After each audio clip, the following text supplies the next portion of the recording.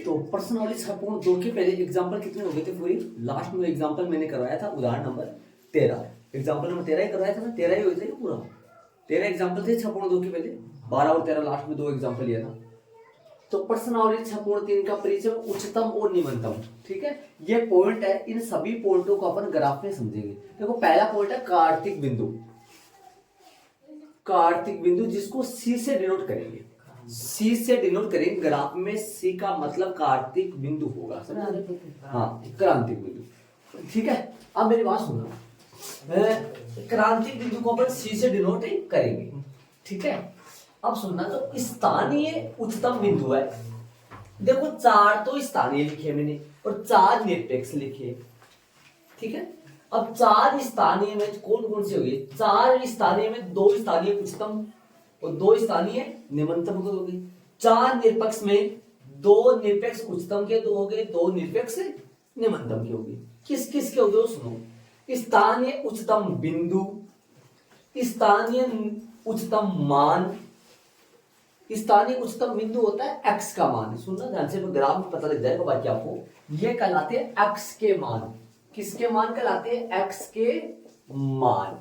बिंदु है ना, बिंदु, बिंदु कहलाते हैं x के मान होते हैं ना, x के मान। ग्राफ में x के मान जानते हो आप? अक्ष किधर आती है? अक्ष, अक्ष, अक्ष के मान। स्थानीय उच्चतम मान कहलाते हैं y के मान, y या fx के मान, y या fx का मान। अब ये भी मान ही लिख दिया मैंने, ये भी मान लिख दिया। इसका मतलब सुनो, हाँ जी, मैंने मान लिख दिया। देखो x का मान y या fx का मान, एक प्रकार का मैं बात करूं, x बराबर 1 पर fx बराबर 3x प्लस 2 है ना। मान लो x बराबर 1 कुछ भी है, स्थानीय उच्चतम का बिंदु है या किसी का भी बिंदु है, लेकिन मैं आपको बात करूं इस फलन का 1 पर मान कितना होगा? इस फलन का 1 पर मान कितना होगा? 1 पर मान भाई 5 आएगा। कितना आएगा? अब 1 है ना, ये बिंदु है और 5 मान है। अब ये उच्चतम का है कि निम्नतम का वो तो नहीं पता, लेकिन मैं आपको ये बताना चाहता हूं, बिंदु का मतलब होता है x का मान और मान का मतलब होता है fx या y का मान। fx का मान 5 है ना, तो मतलब ये किसका मान? ये मान है, ये वहां पर देखा जाए तो मान है ये। अब ये निरपेक्ष का मान है कि स्थानीय का मान है या निरपेक्ष उच्चतम का है, निम्नतम, ये नहीं पता, लेकिन मान है ये। ध्यान से सुनो, मान है। मान किसका होता है? y या fx का मान। बिंदु किसको कहते हैं? x के मान को बिंदु कहते हैं ना। तो जहां पर भी आपके, मेरे कहने का मतलब ये हुआ, जहां जहां बिंदु लिखा हुआ ना, बिंदु का मतलब हो गया x के मान। ग्राफ बनाऊं, ग्राफ बनाऊं, ये ग्राफ है, जैसे मान लो इसमें ये मान चलता है ना, ये मान, ये किसके मान? ये क्या कहलाते हैं? बिंदु। देखो स्थानीय उच्चतम का बिंदु, स्थानीय निम्नतम का बिंदु, निरपेक्ष उच्चतम का बिंदु, निरपेक्ष निम्नतम का बिंदु, ये बिंदु सारे किस पे है? x के मान है। ये सारे बिंदु किसके मान है? x के मान है। और जो है ना स्थानीय उच्चतम का मान, स्थानीय उच्चतम मान, स्थानीय निम्नतम मान, इस निरपेक्ष उच्चतम मान, निरपेक्ष निम्नतम मान, ये मान जो है ना, ये y के मान होते हैं, y के मान होते हैं। समझ रहे हो आप मैं क्या कर रहा हूं? y मान, जैसे मान लो ये ग्राफ है, ये ग्राफ, इस ग्राफ पे इस पॉइंट की बात करूं, इस पॉइंट पे मान लो इस पॉइंट पे x का मान 1 है, ठीक है। x का मान कितना है? मान लो इधर से 1 है। y का मान मान लो मैं बता दूं 4 है। अब 1 क्या कहलाया? बिंदु। 4 क्या कहलाया? मान। अब वो स्थानीय है कि निरपेक्ष है कि उच्चतम है कि निम्नतम है, वो मैं आपको बाद में बताऊंगा। मैं आपको यह बताना चाह रहा हूं कि बिंदु का मतलब क्या होता है। जहां जहां बिंदु लिखा है, बिंदु का मतलब क्या होता है? बिंदु का मतलब होता है x के मान। बिंदु का मतलब होता है x का मान और मान का मतलब होता है y या fx का मान, y या fx का मान। और नति परिवर्तन बिंदु क्या होता है मैं आपको समझाऊंगा उसमें। अब इनको करने की विधियां कितनी है? 2, प्रथम अवकलज विधि और द्वितीय अवकलज विधि, फर्स्ट डेरिवेटिव मेथड और सेकंड डेरिवेटिव मेथड, ठीक है। अब इन सभी पॉइंटों को अपन ग्राफ में समझते, जल्दी से ग्राफ बनाते, इनका सभी को ऐड कर लिया होगा। ये पॉइंट एक बार वापस देखो तो क्या क्या है, ताकि ग्राफ में आपको दिक्कत ना आए। क्या क्या था? क्रांतिक बिंदु जिसको सी से डिनोट करेंगे, ठीक है। स्थानीय की कितनी है? स्थानीय उच्चतम बिंदु, स्थानीय निम्नतम बिंदु, ठीक है, स्थानीय उच्चतम का मान भी है, स्थानीय निम्नतम का मान भी है। क्या क्या पॉइंट है जरा देख लो, स्थानीय उच्चतम बिंदु, स्थानीय उच्चतम मान, स्थानीय निम्नतम बिंदु, स्थानीय निम्नतम मान, निरपेक्ष उच्चतम बिंदु, निरपेक्ष निम्नतम मान, निरपेक्ष निम्नतम बिंदु और निरपेक्ष निम्नतम मान। समझ गए आप? बिंदु क्या होता है? एक्स के मान, मान क्या होता है? वाई या एफ एक्स का मान। क्रांति बिंदु क्या होता है वो आपको उसमें यहाँ पे नहीं पता चला, क्रांति बिंदु, ठीक है। अब एक बात और बता दूं आपको, ध्यान से सुनना, एक बात छोटी सी बात होती है, देखो इसको बोलते हैं लोकल, स्थानीय मतलब लोकल हो गया, है ना, और निरपेक्ष मतलब होता है एब्सोल्यूट। एब्सोल्यूट का मतलब क्या होता है मैं बताऊंगा। इस लोकल, लोकल का मतलब ऐसे बताओ, जैसे मान लो अपने गांव की बात करें, अपने गांव में भी कोई ना कोई, मान लो अपने गांव की बात करें, गांव में कोई ना कोई एक स्टूडेंट या एक स्टूडेंट ऐसा होगा जो टॉपर होगा। निरपेक्ष की बात करें जिला में, है ना, जिला में भी कोई एक स्टूडेंट होगा जो टॉपर होगा। तो स्थानीय का मतलब हो गया अपने आसपास के एरिया में हो गया ना, नॉर्मल अपन देखें। निरपेक्ष का मतलब हो गया थोड़ा सा गहराई में जाकर जिला में, फिर राज्य। स्थानीय का मतलब अपने लोकल एरिया में, निरपेक्ष का मतलब अपने जिला में या फिर लोकल एरिया से हटकर दूर की बात, विख्यात की बात करें तब। चलो ग्राफ के द्वारा समझते, चार मान याद रखना, ये मैं बताऊंगा, ग्राफ में ध्यान रखना। और क्रांतिक बिंदु का मतलब सी से डिनोट करना है इसको। चलो ग्राफ में देखो, ध्यान से सुनना, ये जो नीचे वाले पॉइंट है, ये जो नीचे वाले पॉइंट है, नीचे वाले पॉइंटों की बात कर रहा हूं मैं, नीचे वाले जो पॉइंट ये है ना, ये पॉइंट, और ये जो पॉइंट है नीचे वाले पॉइंट, ये वाला पॉइंट है, इधर ये वाला पॉइंट है, ठीक है।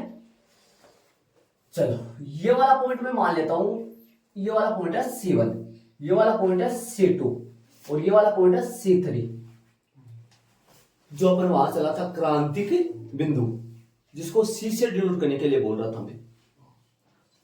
कितने क्रांतिक बिंदु आ गए सी से डिनोट करने वाले? C1, C2, C3।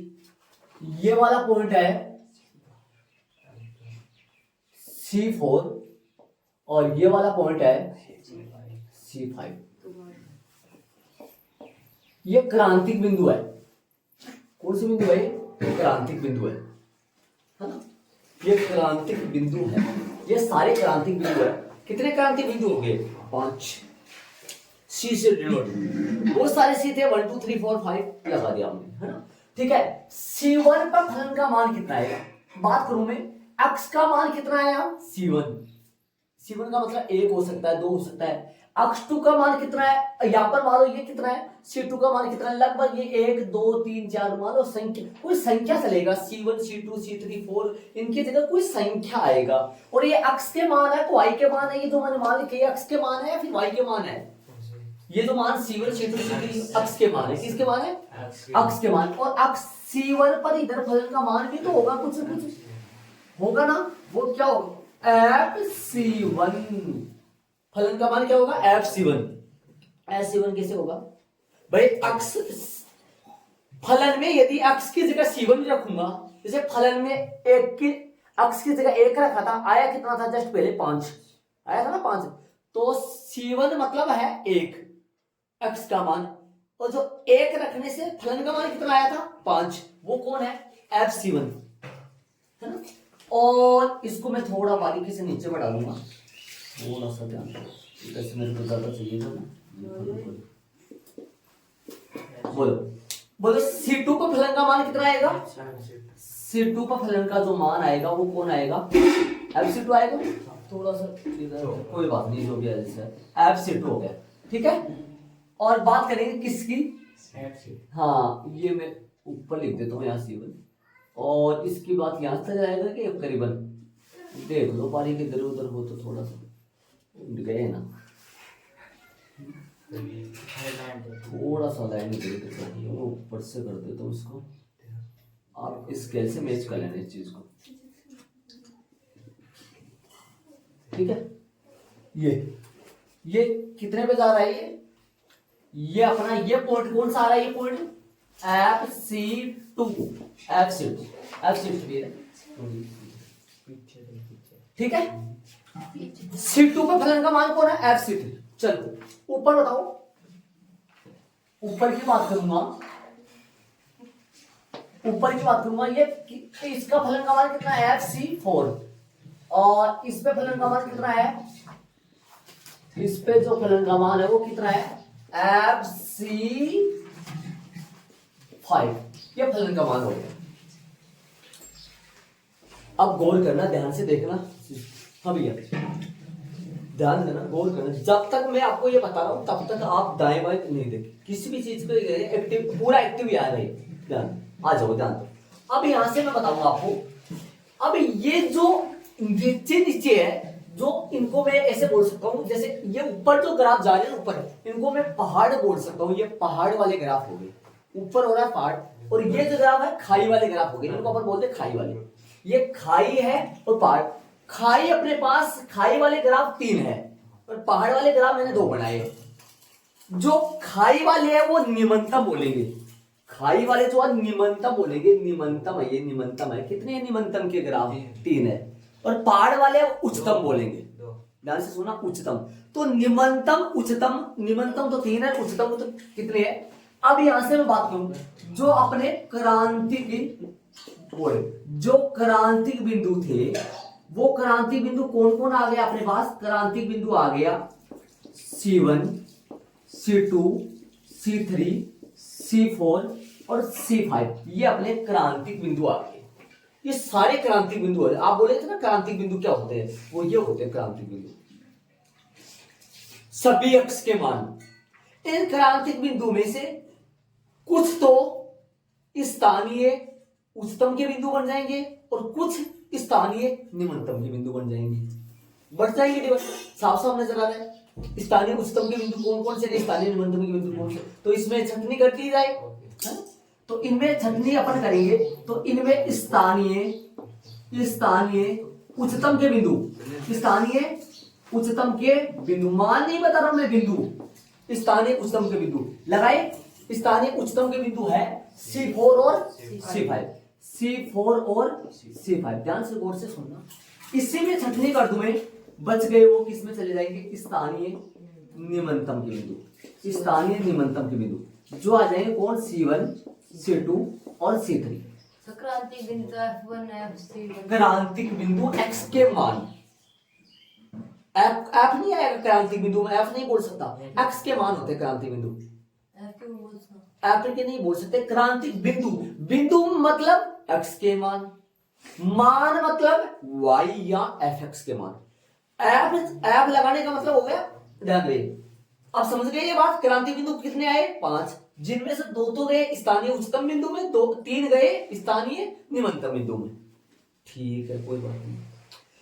इनमें से भी एक बड़ा से बड़ा होगा ना, और इनमें से भी एक बड़ा से बड़ा होगा ना, होगा कि नहीं होगा। जो इनमें से बड़ा है वो निरपेक्ष उच्चतम बिंदु। इनमें से जो बड़ा से बड़ा, छोटा से मतलब नीचे से नीचे जा रहा है, जो नीचे नीचे जा रहा है वो निरपेक्ष निम्नतम बिंदु।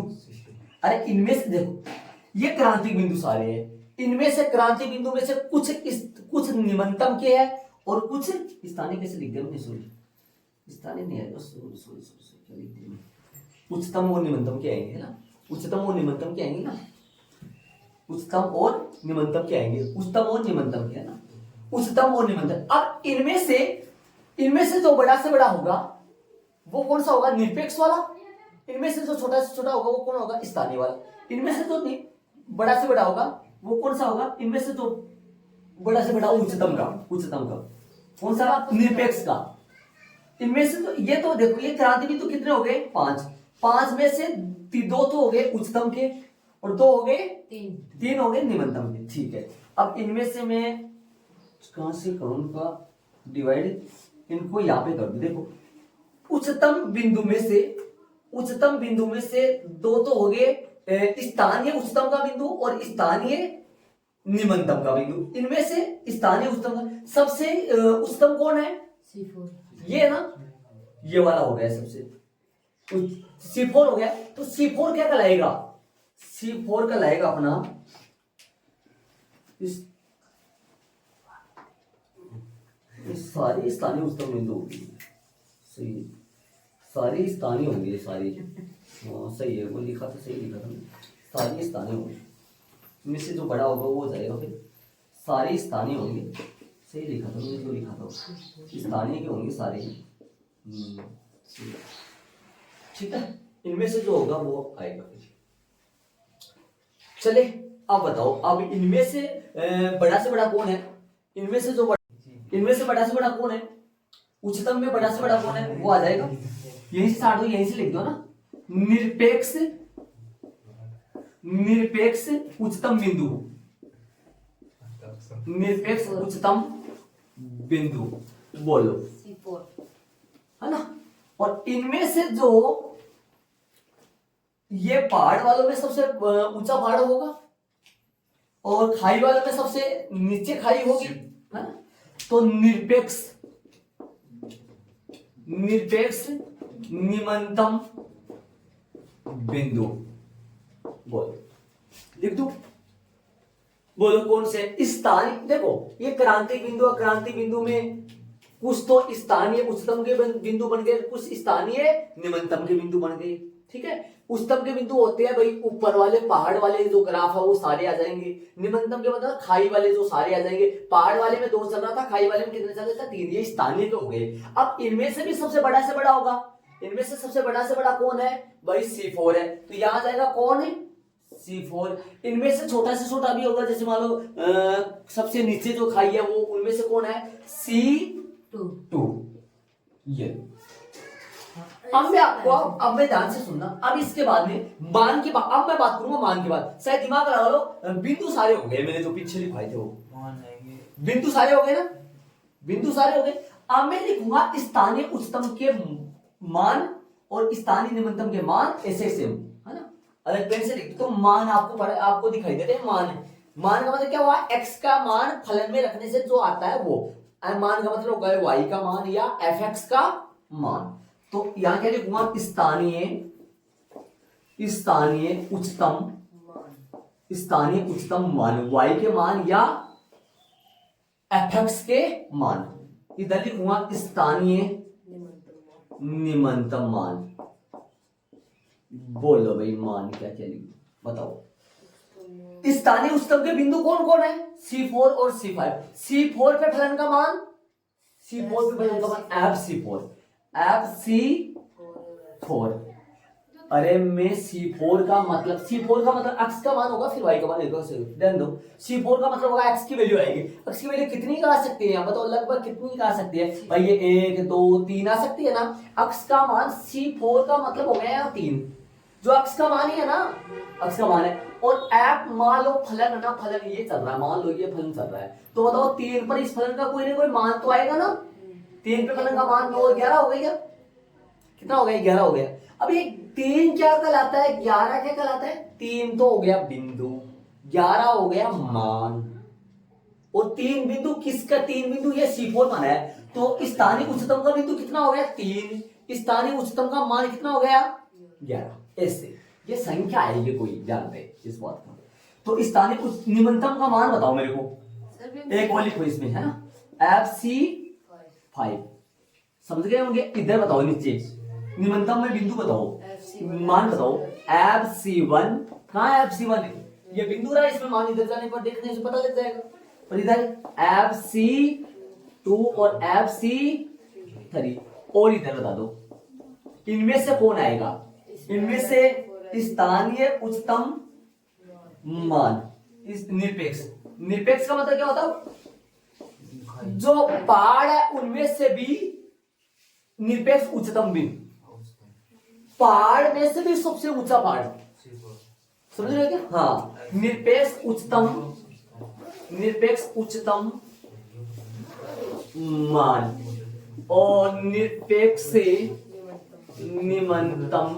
निम्नतम मान। बोलो FC4 और FC2। अब बात करें नति परिवर्तन बिंदु। नति परिवर्तन रहा, बाकी सारे आगे। ये 4 ये हो गए स्थानीय के 4, है ना। स्थानीय के कितने हो गए? 4 हो गए, निरपेक्ष के भी 4 हो गए। बिंदु भी 4 चलते हैं और मान भी 4 हो गए नति परिवर्तन बच गए। नति परिवर्तन में आपको बताऊंगा कहाँ क्या होता है, वो सुनो एक बार ये ऐसे बताओ मेरे को जो मैंने ये बताया है। देखो वापस समझो, x के जितने भी टोटल मान आएंगे, x के टोटल जो मान आएंगे ना, x के टोटल मान आएंगे वो क्रांतिक बिंदु कहलाएंगे। x के टोटल मान क्रांतिक बिंदु कहलाएंगे। ठीक बात है। जो पहाड़ वाले होंगे, इस पहाड़ वाले जितने भी होंगे वो सारे कौन से कहलाएंगे? स्थानीय उच्चतम के बिंदु। सारे के सारे। खाई वाले जितने भी होंगे वो सारे कौन से कहलाएंगे? स्थानीय निम्नतम के बिंदु। अब इनमें से भी सबसे बड़ा से बड़ा भी होगा ना, इनमें से भी सबसे बड़ा से बड़ा वो कौन सा कहलाएगा? निरपेक्ष उच्चतम बिंदु, बड़ा से बड़ा। इनमें से भी सबसे, पहाड़ों में से भी सबसे ऊंचा पहाड़ होता है, खाइयों में से भी सबसे नीचे खाई होती है, उनमें से स्थानीय निरपेक्ष निम्नतम बिंदु। ठीक है, ये मान स्थानीय उच्चतम बिंदु पर फलन का जो मान आता है वो मान क्या कहलाते हैं? स्थानीय उच्चतम मान। बिंदु पर जो मान आता है फलन के वो मान कहलाते हैं, है ना। उनमें भी बिंदु पे जो मान आता है वो मान कहलाते हैं। अब एक बात बताओ, जैसे मान लो कि अपन यहां पर इनमें से ये तो है ना, ये क्या है? ऊंचे वाले पहाड़ है ना। इनमें से सबसे ऊंचा ये खाई है, इनमें से सबसे नीचे ये। तो बिंदु ये हो गए, मान ये हो गए। बिंदु अक्ष के मान है, मान किसके मान है? एफ एक्स या फिर वाई के मान।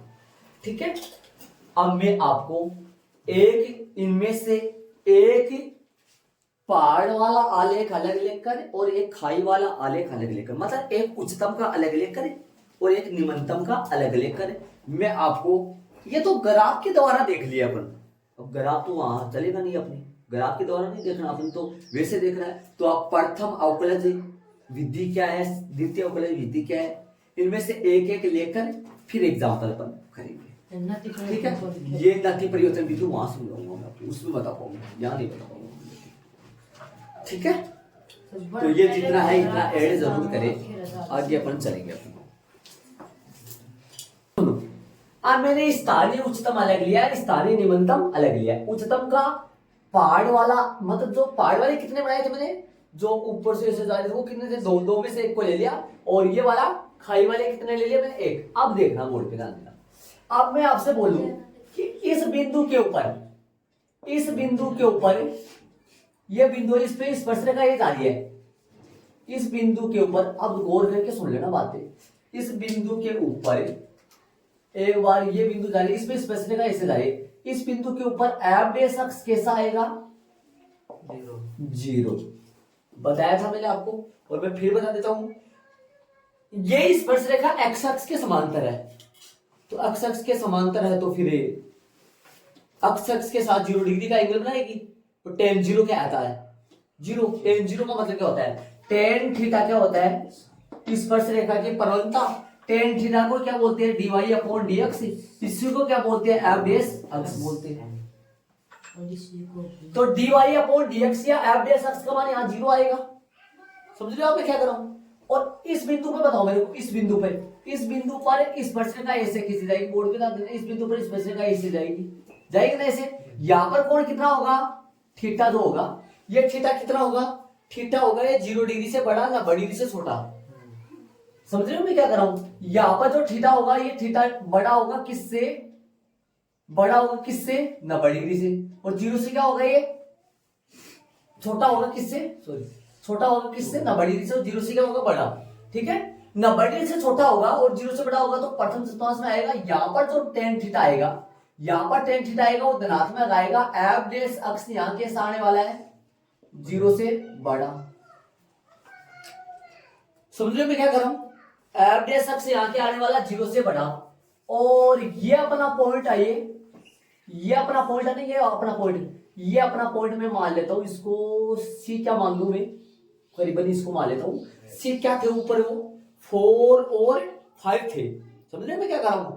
4 और 5 थे, इनमें से 4 ले लेता हूं। मैं लिख रहा हूं, वहां से लिख रहा हूं, वरना तो इसको C1 दे दो, C है, C उसमें 1 हो जाएगा। यहाँ 4 ले रहा हूं मैं। C4 था कि वो हाईएस्ट वाला, कोई सा भी ले लो, लेकिन मैं यहाँ उच्चतम की बात कर रहा हूं। चाहे वो निरपेक्ष हो सकता है, चाहे वो स्थानीय हो सकता है। है ना, मैं स्थानीय लेकर C4 लगा दिया। अब बताओ इस तरफ की बात करूं, इधर के आगे की बात करूं, आगे में एवरेज अक्ष क्या होने वाला है, आगे की बात करें, यहां पर बताओ इस बिंदु पर इस स्पर्शरेखा खींचो, इस बिंदु पर स्पर्शरेखा ये जाएगी भाई, और यहां पर कोण कितना आएगा, जो थीटा आएगा वो क्या आएगा, यहां थीटा आएगा, छोटा आएगा किससे, थीटा के बारे में क्या बता दूं, यहां पर थीटा बता दूं मैं, 90 डिग्री से तो बड़ा, 90 डिग्री से तो बड़ा और 180 डिग्री से छोटा। यार थीटा जो आएगा वो थीटा होगा बड़ा, 90 डिग्री से तो बड़ा और 180 डिग्री से छोटा, समझ रहे हो, जो कि होगा द्वितीय चतुर्थांश में। और द्वितीय में टेन थीटा जो होगा वो टेन थीटा किसका होता है, मतलब एवरेज अक्ष जो टेन थीटा को ही क्या बोलते थे, एवरेज अक्ष बड़ा आएगा किससे, छोटा आएगा किससे, 0 से। देखो अब यहां से सारांश क्या निकला, बोर्ड पे ध्यान दो, स्थानीय उच्चतम में, स्थानीय उच्चतम में यहां पॉजिटिव है, जैसे मान लो ग्राफ ए से जा रहा है ऐसे, तो स्थानीय उच्चतम का जो चिन्ह है वो C4 के पहले तो पॉजिटिव रहेगा, मतलब C4 के पहले तो एवरेज अक्ष पॉजिटिव रहेगा और C4 के बाद में एवरेज अक्ष निगेटिव रहेगा।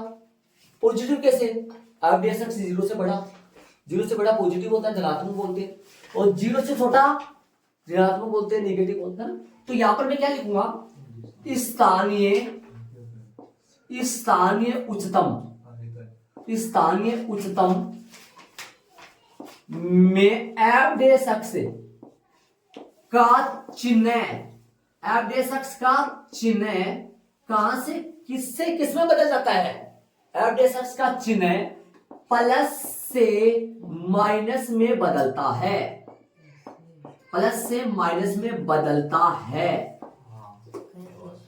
सुनो C4 क्या है, स्थानीय उच्चतम का एक बिंदु है ना, बिंदु, स्थानीय उच्चतम का बिंदु बोल रहा हूं, इसको निरपेक्ष का नहीं बोल रहा मैं। स्थानीय उच्चतम के बिंदु के पहले की बात करें तो पहले थीटा क्या होगा, यहां स्पर्शरेखा मैंने खींची इस बिंदु पर, प्रॉपर इस बिंदु पर स्पर्शरेखा, ये इस बिंदु पर, ये इस बिंदु पर है, स्पर्शरेखा खींची तो ये थीटा के साथ स्पर्शरेखा अक्ष के साथ 90 डिग्री से छोटा कोण बनाएगी और 0 डिग्री से बड़ा, 90 डिग्री से छोटा बनाएगी तो टेन थीटा क्या निकलेगा, यहां से टेन थीटा निकलेगा, मतलब पॉजिटिव धनात्मक।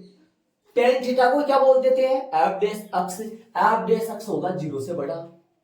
यहां पर दिमाग थोड़ा सा ध्यान लगाओ मैं क्या बोल रहा हूं, थीटा होगा 90 से छोटा, 90 से छोटा तो प्रथम चतुर्थांश, टेन थीटा कैसा होता है प्रथम में, पॉजिटिव धनात्मक होता है, तो एवरेज अक्ष क्या होगा 0 से बड़ा।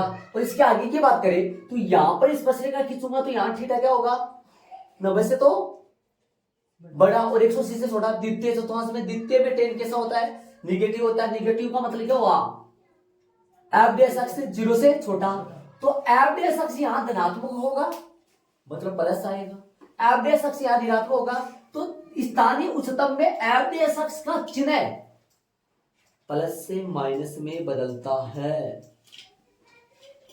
समझ रहे हो। उस तरफ चलूंगा, उस तरफ हमें सीधा बता दूंगा, आपको ध्यान देना, अब डायरेक्ट बता दूंगा उस तरफ यहां पर जो स्पर्शरेखा आएगी, ये मान लो, ये पॉइंट मान लो, मैं मान लेता हूं इस पॉइंट को C1 2 3, C1 2 3 चल रहे थे पीछे, C2 मान लो, चलो कोई भी मान सकते, तो स्थानीय का है, ऐसे नहीं निरपेक्ष मानो, स्थानीय तो यहां पर जो स्पर्शरेखा जाएगी, ये स्पर्शरेखा यहां पर कितना डिग्री का एंगल बनाएगी बता दो, यहां पर, यहां से देख के बता दो, तो यहां पर क्या आने वाला है, एवरेज अक्ष सीधा बता दो, ऐसे एवरेज अक्ष यहां क्या आने वाला है, एवरेज से आने वाला है 0 से छोटा, और यहां पर एवरेज क्या आने वाला है, इधर बताओ एवरेज क्या आने वाला है, 0 से बड़ा। तो क्या लिखूंगा मैं नीचे, इसमें क्या लिखूंगा, इसमें मेन बात जो सारांश निकला वो सारांश इसमें क्या लिखूंगा, सारांश लिखूंगा स्थानीय निम्नतम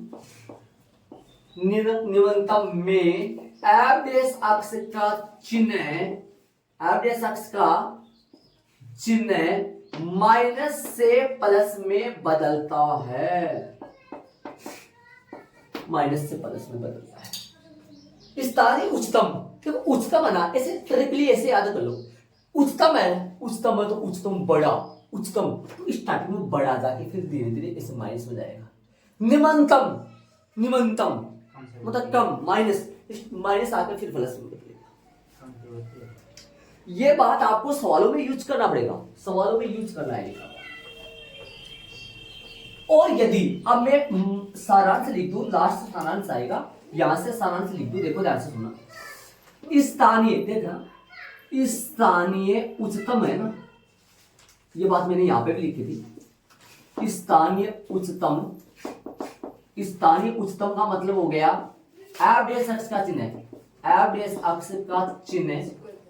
बताओ किसमें जाएगा, प्लस चिन्ह, प्लस से किसमें बदलेगा, प्लस से बदलेगा माइनस में, ठीक है। और इधर लिख दूं स्थानीय निम्नतम का बिंदु, स्थानीय निम्नतम, निम्नतम जो है ना वो एफ डैश अक्ष का चिन्ह कैसे जाएगा बताओ, चिन्ह माइनस से कैसे जाएगा, प्लस में, है ना।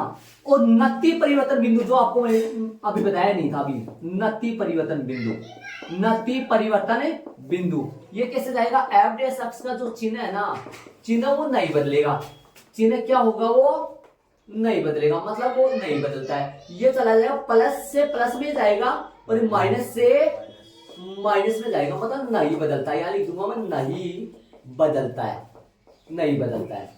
जब बदले नहीं ना तो वो नति परिवर्तन का बिंदु माना जाएगा। देखो नहीं बदलता है, मेन बात ये है नहीं बदलता, मतलब जब स्थानीय उच्चतम होगा, जब एफ डैश अक्ष का चिन्ह कैसे बदले, प्लस से माइनस में बदलता है। और स्थानीय निम्नतम होगा जब एफ डैश का चिन्ह माइनस से प्लस में बदलता है। और नति परिवर्तन का बिंदु कब होगा, नति परिवर्तन का बिंदु जब एफ डैश अक्ष का चिन्ह प्लस से प्लस में जाएगा, फिर मतलब चिन्ह क्या हो, नहीं बदलता है तब। और ये बिंदु वो लगा लो यार, स्थानीय उच्चतम का बिंदु, यहाँ बिंदु लगाओ, ये बिंदु, यहाँ बिंदु वो लगा लेना इसको, यहाँ बिंदु लगाना। और ये सारांश आ गया, इस बात को सारांश आ गया। ये सारांश जो है इसको बोलोगे सारांश, इसको बोलोगे सारांश, बोलोगे इसको सारांश बोलना है, ठीक है। बाकी अपन कल करेंगे।